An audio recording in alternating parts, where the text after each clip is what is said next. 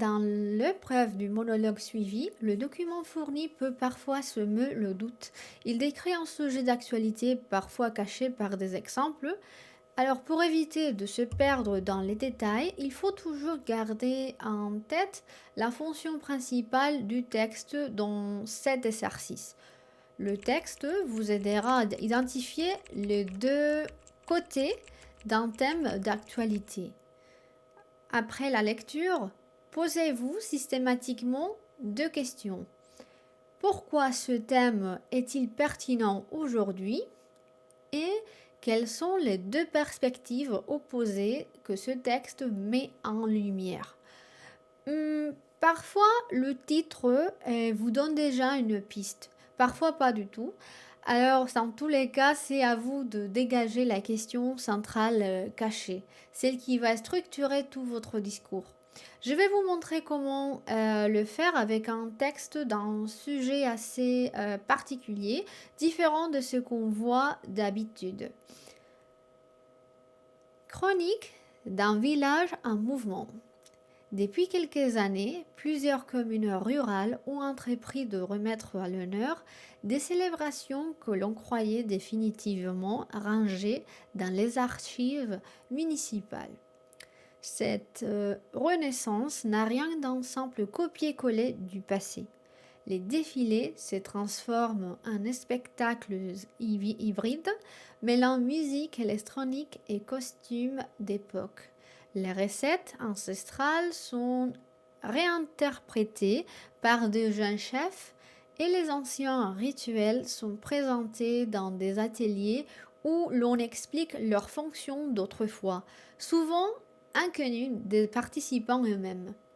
L'enthousiasme n'est pourtant pas unanime.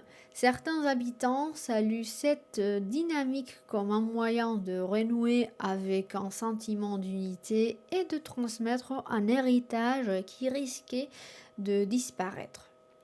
D'autres, au contraire, s'interrogent sur la pertinence de maintenir des pratiques qu'ils jugent déconnectées d'un mode de vie plus rapide, plus urbain, plus individualisé.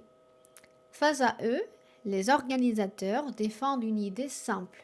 Un territoire se raconte aussi par ses gestes anciens, même réinventés.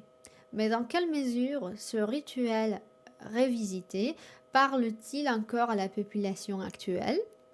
Et jusqu'à quel point peuvent-ils rester vivants sans perdre leur âme? Ok, en d'autres termes, on a tradition versus réinvention. Alors, ce document évoque des fêtes traditionnelles réinterprétées, réadaptées et modernisées pour continuer d'exister. On comprend très vite qu'il y a un dilemme, préserver l'héritage ou reconnaître que certaines traditions peinent à trouver leur place dans le quotidien. La question centrale apparaît alors clairement. Les fêtes traditionnelles ont-elles encore du sens aujourd'hui? On commence avec la première partie de l'introduction, la présentation du document. Vous allez utiliser ce modèle pour n'importe quel sujet. Le texte dont je vais parler aujourd'hui est le sujet numéro 4. Le titre de ce document est Chronique d'un village en mouvement.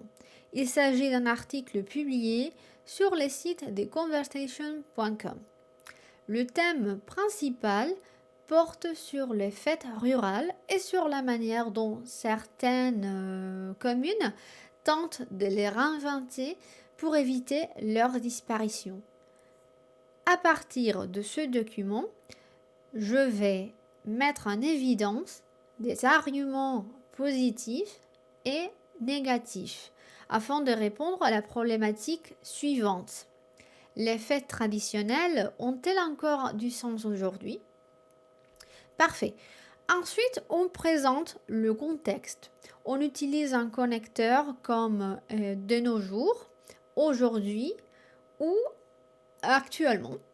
Et souvent, on présente directement l'enjeu. De nos jours, De nombreuses traditions locales font face au défi de rester vivantes dans une société qui évolue très vite et où les pratiques culturelles se réinventent. Ok, ensuite, on introduit un contraste. On présente les deux côtés, les deux équipes dans le débat. Ok. Le décalage entre ces rituels anciens et un mode de vie moderne fait que certains y voient des pratiques dépassées, d'autres y voient au contraire une chance de préserver une identité commune. D'abord, ok, à partir de là, vous allez développer le thème à travers des arguments et des exemples que vous avez écrits dans votre brouillon. N'oubliez pas d'utiliser des connecteurs logiques.